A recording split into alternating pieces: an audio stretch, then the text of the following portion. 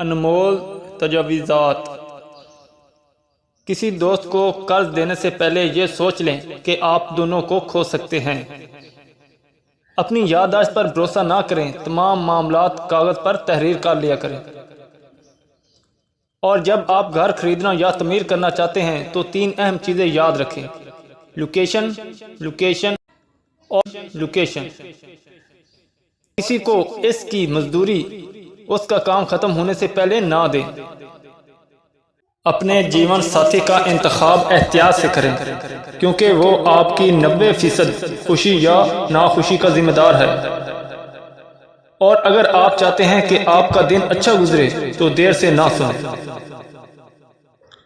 اور جب آپ کسی دوست کی کار ادھار لیں تو اسے واپس کرنے سے پہلے تیل کی ٹینکی بھر لیں، اور بہتر ہے کہ آپ ادھار لینے کی عادت نہ بنائیں۔ اور موبائل فون کو اپنی زندگی کے خوبصورت لمحات برباد نہ کرنے دیں، جیسا کہ یہ فون آپ کی سہولت کے لیے بنایا گیا تھا، نہ کہ اس کے لیے جو آپ کو کال یا میسج کرتا ہے۔ اور جب آپ کی والدہ کہتی ہے کہ آپ کو ایسا کرنے پر پچھتاوا ہوگا تو آپ اکثر پچھتائیں گے۔ اور بہادر بنو۔ اگر تم بہادر نہیں ہو تو بہادر بننے کا دکھاوا کرو، کوئی بھی فرق محسوس نہیں کرے گا۔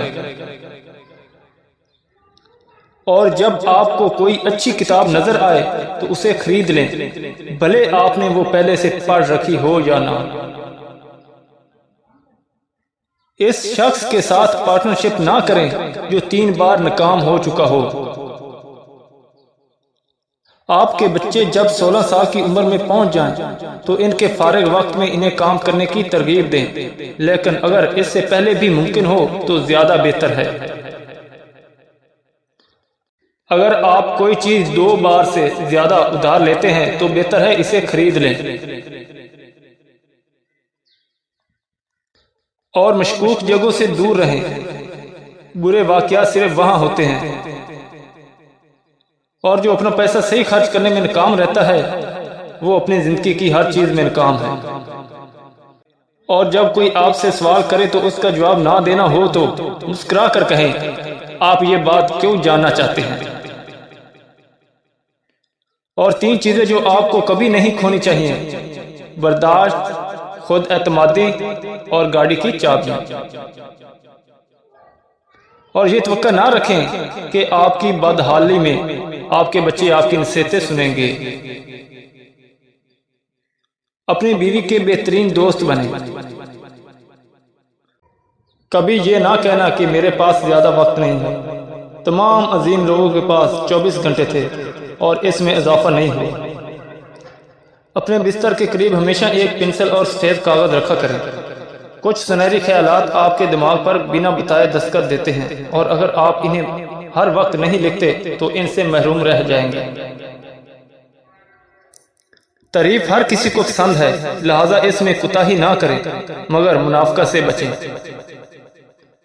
جب آپ اپنے بچوں کے ساتھ کھیلتے ہیں تو انہیں موقع دیں کہ وہ کھیل ہی کھیل میں آپ سے جیت سکیں۔